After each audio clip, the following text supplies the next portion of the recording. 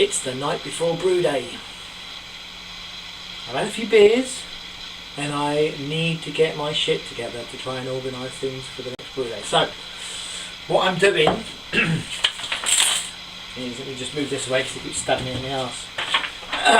Right, I'm doing a Vermont IPA. This is basically a New England IPA, but I've taken this recipe from the brewdog, DIY dog book. So I did an El Dorado New England IPA recently, which was more a double IPA because it was almost 9%, really bloody strong, but the flavour was so intense that it was just like, sometimes it's just too much. It's really nice, but it's really powerful. The flavour's just so punchy, and so I decided this time I'm going to just drop it down a little bit, go for something about 6-7% rather than 9%, which just felt like it was too much.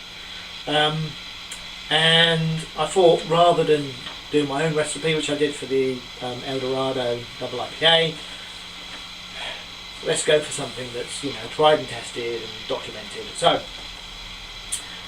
Vermont IPA. If you can see that here, this is the recipe punched into Beersmith. Yeah.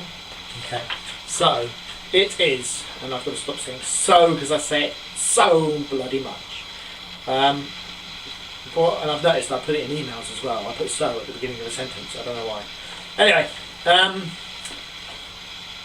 the recipe, really simple, really simple. So I've got 5. This is it's going to come out at 6.9%.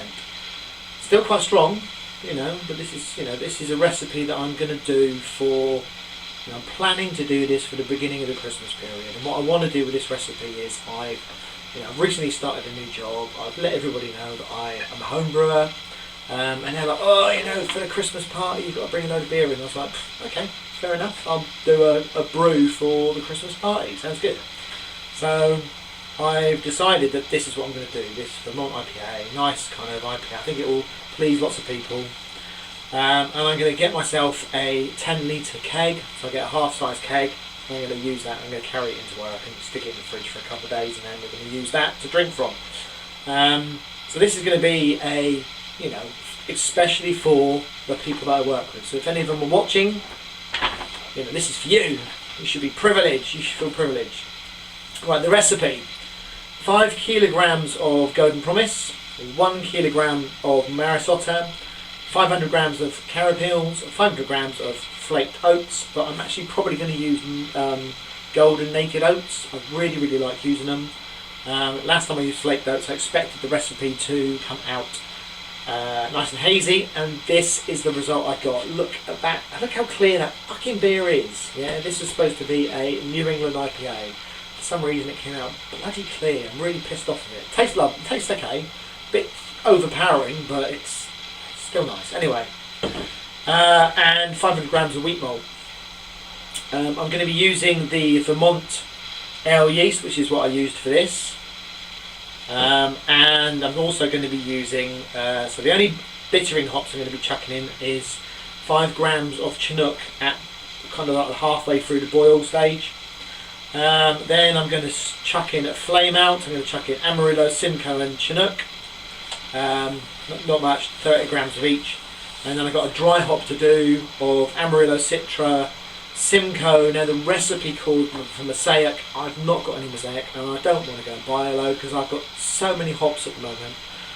So I decided to go for 50 grams of Victoria's Secret because I've got loads of it in, and it sounds like a really nice hop to use for something like this. So that's what I'm going to use.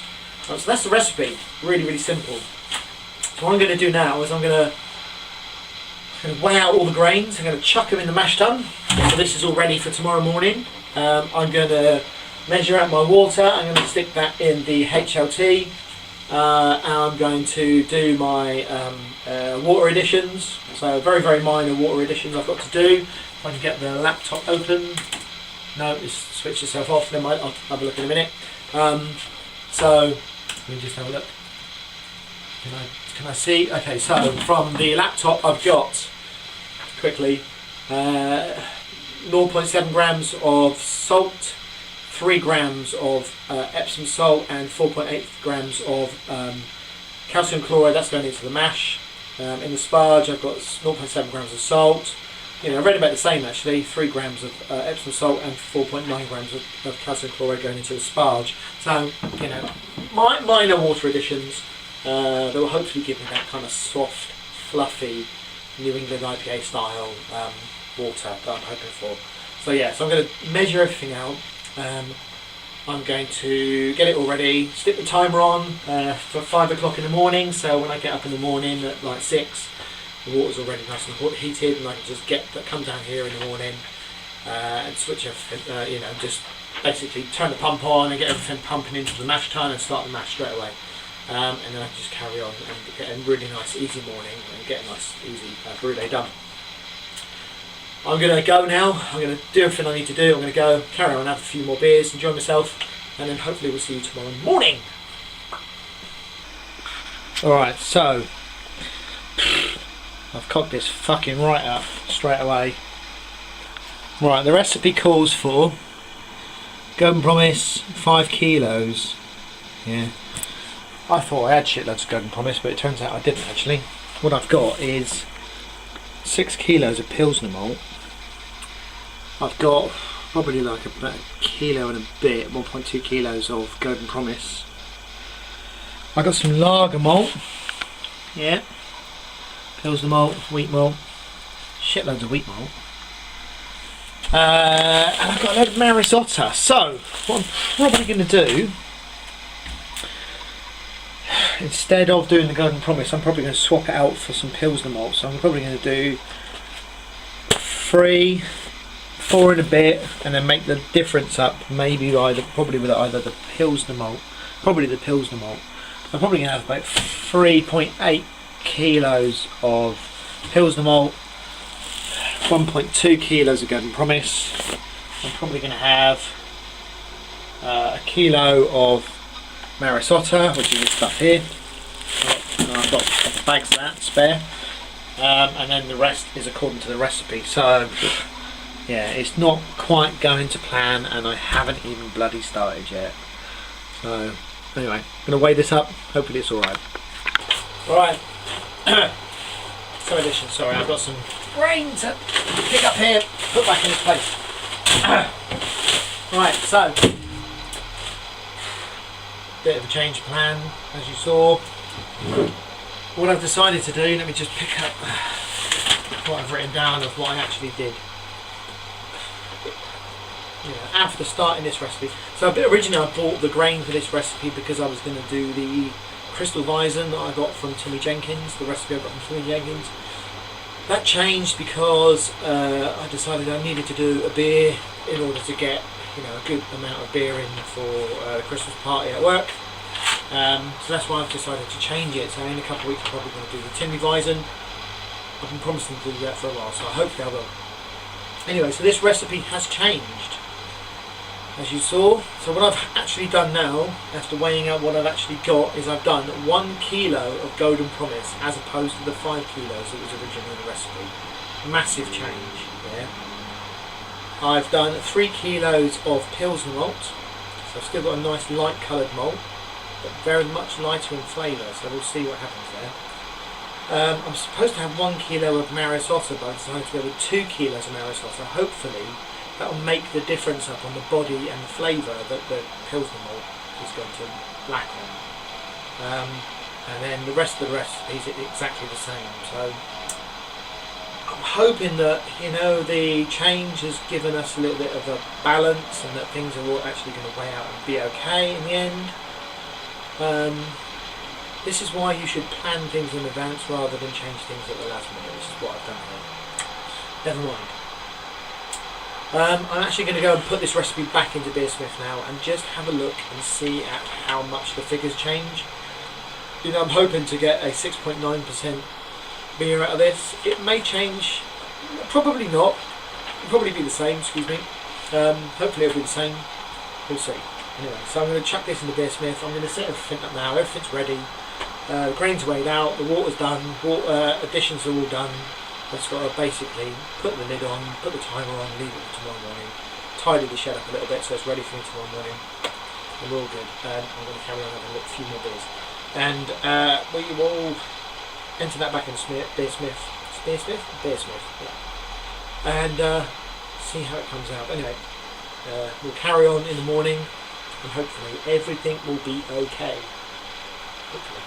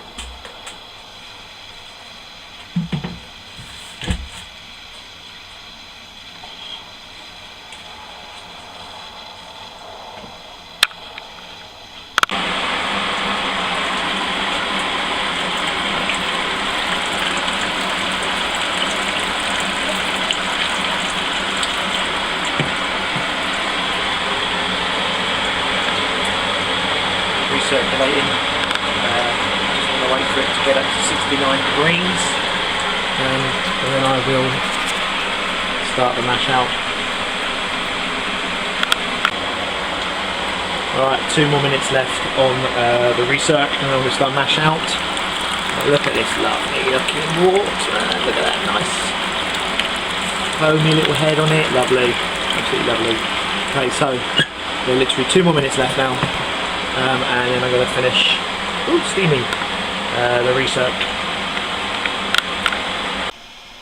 Okay, starting a really slow trickle. You can see, lovely colour this is looking.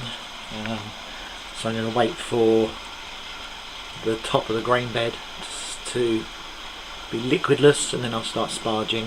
Try and get a really slow trickle over the top of the grain bed. But yeah, this is going to take a while. I expect this to take about 40 minutes. Yeah. Sparging! It's quite furious. Let me just turn that down a bit.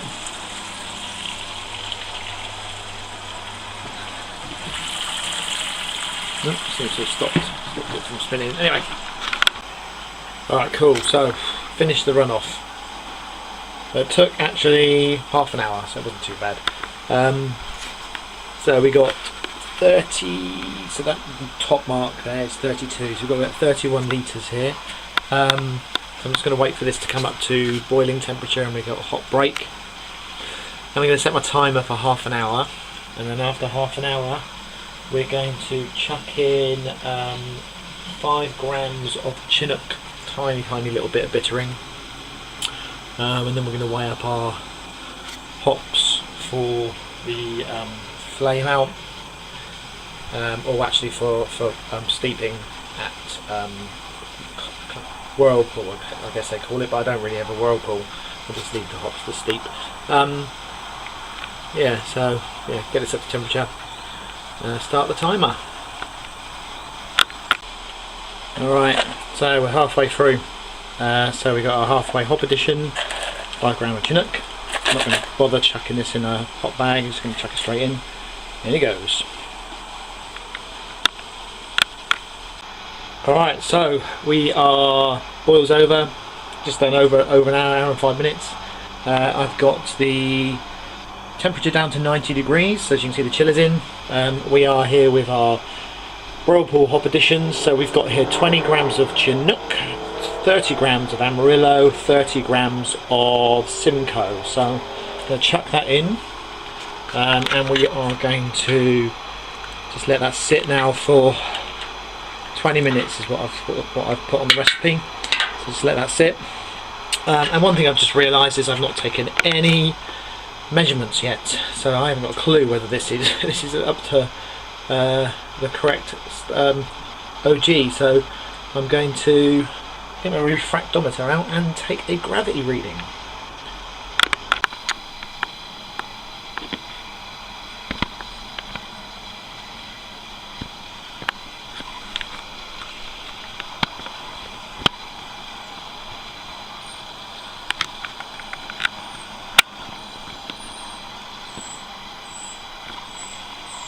Am I recording?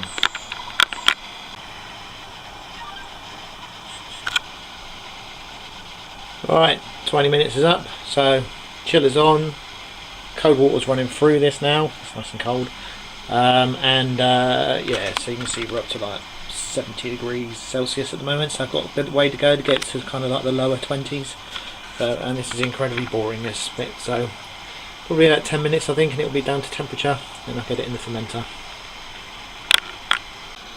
Alright, so we're down to what, 26 degrees? Yeah, 26 degrees. So let's get this bad boy poured in the fermenter. Oh yeah!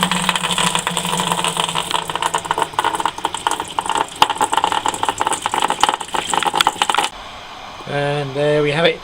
23 litres are in this in the fermenter. As you can see, I've spilt loads of water all over the floor. So what I'm going to do is I've got here, I have Vermont ale yeast, which I've been saving from another brew. Been sat in the fridge for quite a while now, and that's going to go in here. So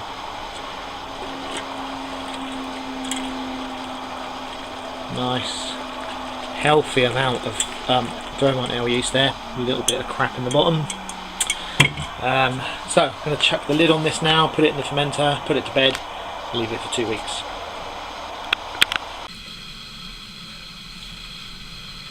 Hello! Look at this! Totally different angle to what you're normally used to. I thought that, why not have a little sit down? Yeah, do a taste test with a little sit down. I thought, why not? Anyway, so you've seen the Vermont IPA brew day. I've done my intro, you've seen everything that happened to it. You've seen me cock up my dry hop by mixing up the hops. Not a problem. So now you're going to see the taste test. So this is what we have here. A Vermont IPA. Can you see it? Look at that. A little beauty, isn't it? Anyway. Couple of things you'll notice, well, I will notice specifically about the appearance of this beer. It's a lot clearer than I thought it would be. You know, actually I had no idea what this beer was going to end up looking like. You know, it's a lovely yellow, lovely like light yellow colour. I've got a feeling it's going to look a bit more orangey in the video itself. Looking at the reflection that I can see of the video at the back there, it looks a bit more orange than what I can see right here. Not a problem, but it's a lot more clear than, you know, although it's not like incredibly clear, there's a slight haze to it. It's a lot clearer than I imagined it would be. I thought it was going to be, you know, a Vermont IPA. I thought it'd still be a bit hazy. You know, I thought it'd be a lot more hazy than this. I don't really care. I'm not fussy on the way that it looks. You know, I do like my hazy beers mainly because they taste absolutely amazing. You know, if they drop clear, that's one of those things. One of the things I am thinking about this, you know, this is a Vermont IPA. It's an IPA that I've brewed with the Vermont ale yeast that I've had since May, I think it was. So I've brewed. This has got to be like my 6th beer with this particular ale yeast. The last beer that I brewed with it, which was an El Dorado IPA, had a really annoying off flavour that I thought might have been down to the yeast.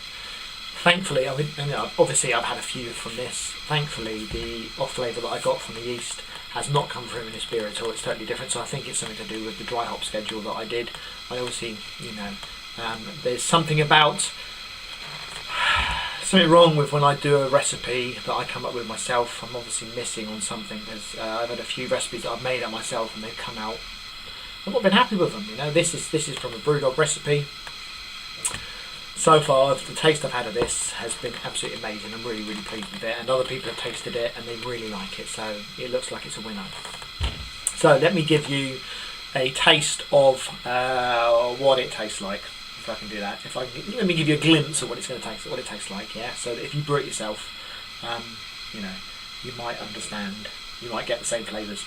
So you can see appearance is absolutely amazing. The head is beautiful, lovely, lovely. Can you see the fizz in there? Lovely, lovely bit of gas in there. It's not too gassy. It's just a lovely level. I put it at something. I put it at, I don't know, 12 bar, I think it is. So let's have a little gander. It's on the nose. Lovely kind of. I get this all the time with these kind of tropical IPAs. A lovely passion. It's passion fruit and pineapple. It reminds me of chewy sweets. It really does. If you can remember Chewits, if you're British, you remember Chewits. I don't know what they might have been called in America. It reminds me of those kind of flavours, fruit salad kind of chewy sweets, that kind of stuff. It's a lovely, really lovely, inviting aroma. Tropical aromas. Classic. But it's lovely, really nice. So I'm going to dive in because I've smelled this loads of times. So let's see what it's like.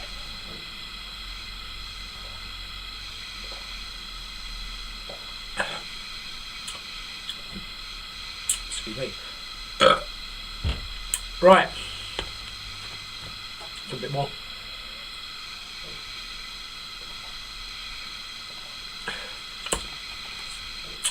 Mango, passion fruit,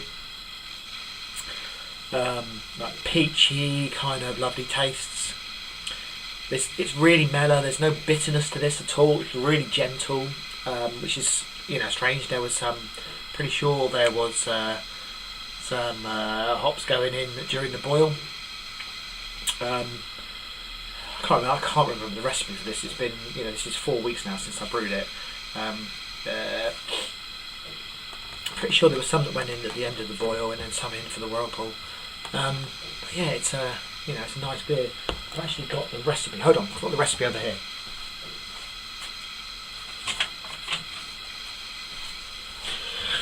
No, I lied. I haven't. I've obviously chucked it. Yeah, so I can't remember what went into this, but it's bloody lovely. There's no off flavours. The aromas or the taste that I was getting with the last brew that I did, the Eldorado IPA, getting none of the off flavours that I was getting with that one. So I know that the Vermont L yeast that I've got is still tip top. It's sitting on my fridge. I was kind of like, I'm not going to brew with that one anymore. Part of me is kind of saying I'm not going to, because all the beers that I've brewed with it lately have been dropping clear. So I would like a nice hazy one. I've got a beer that's brewing at the moment, which is brewing with SO5. See how that one comes out. It's a pulp clone, which you'll see a video coming up for that in the near future. So, overall, final thoughts on this.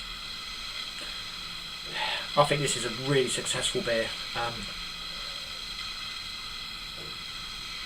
I would highly recommend getting the recipe out of the Brewdog DIY recipe book and giving it a go. It's a really nice beer, very fruity. It's got a nice kick to it, 6.9%, so I'm very happy with the strength of it. Everybody who drinks it absolutely loves it. So yeah, I've got a 9 litre keg, small keg, sat to one side, which I'm going to take to work in a couple of weeks, and that'll be a real taste test for me to see how my colleagues at work appreciate it, or if they don't. I don't know if it'll be too much for them with the flavours. Don't know whether they're used to nice heavy hoppy IPAs. But yeah, if you want to give it a go, I would highly recommend giving this one a go. For me, I think for a while, until I get things straight and I suddenly start to understand what I should do with a recipe, I'm going to stick with doing recipes out of books for a while, because a lot of the ones that I've done, that I've come up with myself lately, have been, I'd call them failures. I've not been that happy with them. I've been unimpressed. So I think, you know, stick to recipes, maybe make slight adjustments to recipes that I know are proven and tested. But anyway, for you guys, I would recommend giving this one a go. Brew it, see if you get the same results as I did. I think it's an amazing beer, and I'm really glad that I've brewed it, and I've got half a keg left to drink. It ain't going to last much longer, I can assure you, because my wife's enjoying it as well. So yeah, anyway, happy homebrew, guys. I will see you next time. Hope you enjoyed the video. If you did and you're not a subscriber, please subscribe. And if you are a subscriber, see you next time.